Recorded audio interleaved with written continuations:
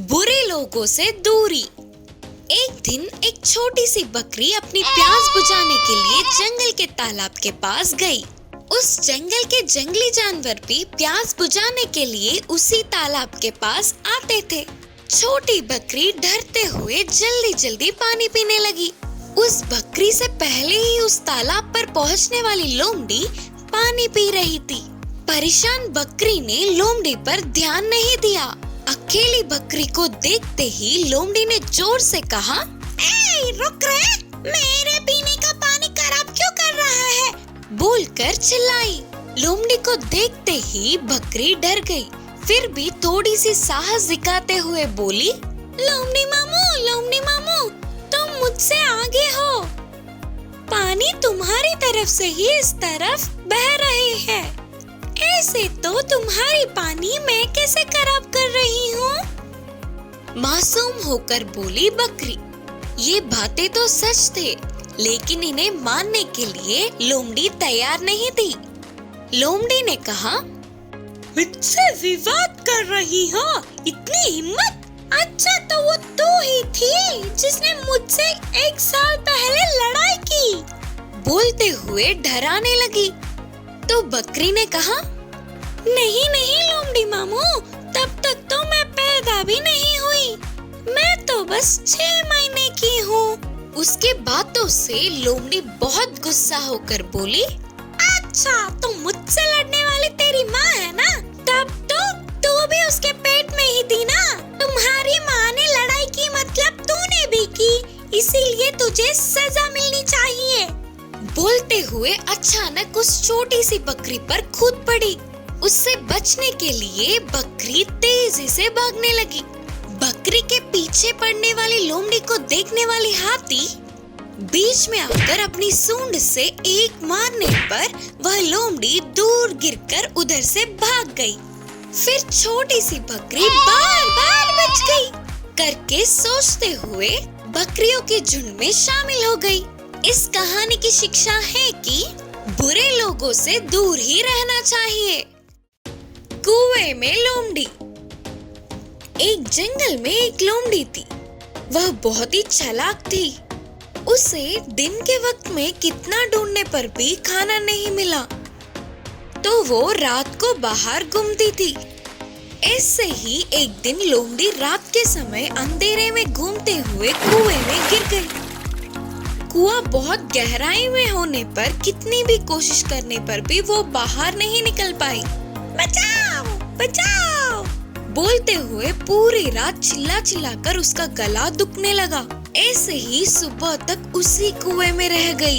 अगले दिन प्यास बुझाने के लिए कुएं के पास एक बकरी गई और उस बकरी को देखते ही लोमड़ी ने सोचा, हे भगवान, मैं अभी बाहर आ सकती हूँ। बकरी ने पानी में देखा तो लोमड़ी दिखी। फिर बकरी ने पूछा, ये क्या, तुम कुएं में क्या कर रहे हो?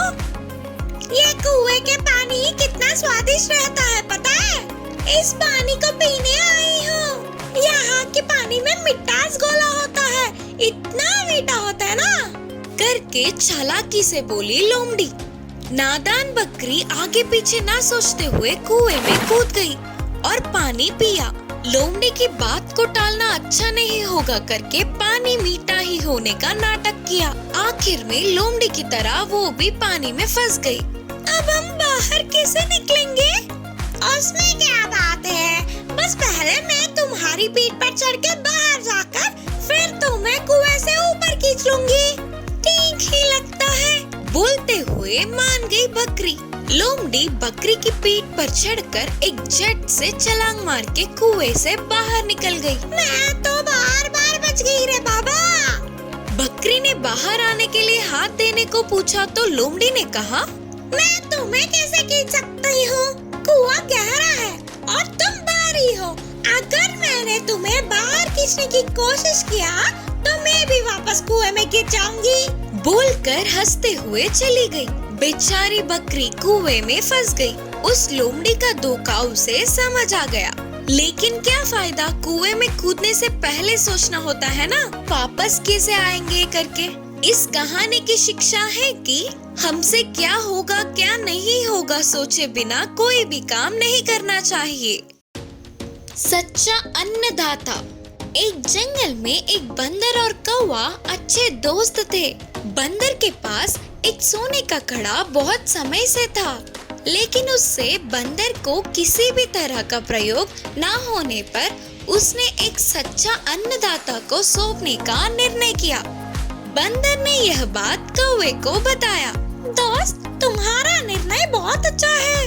भूखे लोगों को थोड़ा खाना देने वाला सच्चा अन्नदाता को तुम्हारा इस सोने के कड़े को उपहार में देना बहुत सही होगा।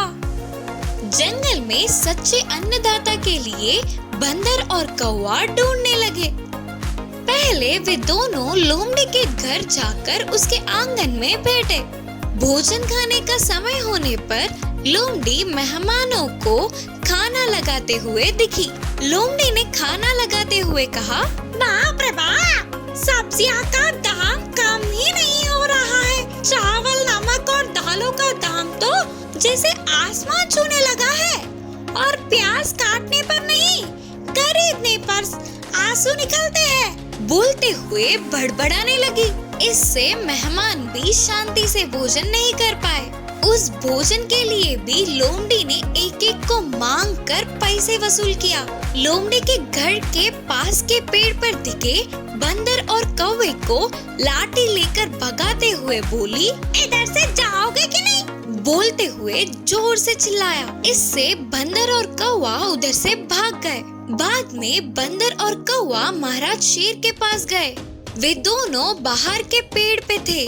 उसके घर में भी वो मेहमानों के पास ही रहकर खाना लगा रहा था, और मेहमान भी अच्छे से पेट भर के खाकर पूछकर खाना ले रहे थे, और मेहमान भी अच्छे से पेट भर के खाना खाकर पूछ पूछ कर खाना ले रहे थे। ऐसे मेहमानों को खाता देख शेर बहुत खुश हुआ। उतना ही नहीं, उसने मेहमान नवाजी के लिए किसी से कोई पैसे तक नहीं मांगे। थोड़ी देर बाद बंदर और कौवे को देखने वाला शेर घर के अंदर गया। लाठी लेकर आएगा करके वे दोनों भागने की तैयारी में थे। बाहर भोजन लेकर पेड़ के नीचे रखकर बोला, मेरे मेहमान, पता नहीं आप लोगों ने कब खाया होगा। भोजन के समय पर मेरे घर आए हो, आओ आओ पेट भर के खाओ। इससे भूखे बंदर और कौवे ने तेजी से पेड़ से नीचे उतरकर पेट भर के खाया। फिर बाद में उन्हें पता चला कि शेर ने अपने लिए बचाई हुई खाने को भी दान कर दिया। इससे बंदर और कौवे का मन भर आया। तुरंत उन दोनों ने सच्चे अन्नदाता के रूप में शेर को पहचान कर अपने हाथों की सोने की कड़ी को महाराज शेर को उपहार स्वरूप दिया।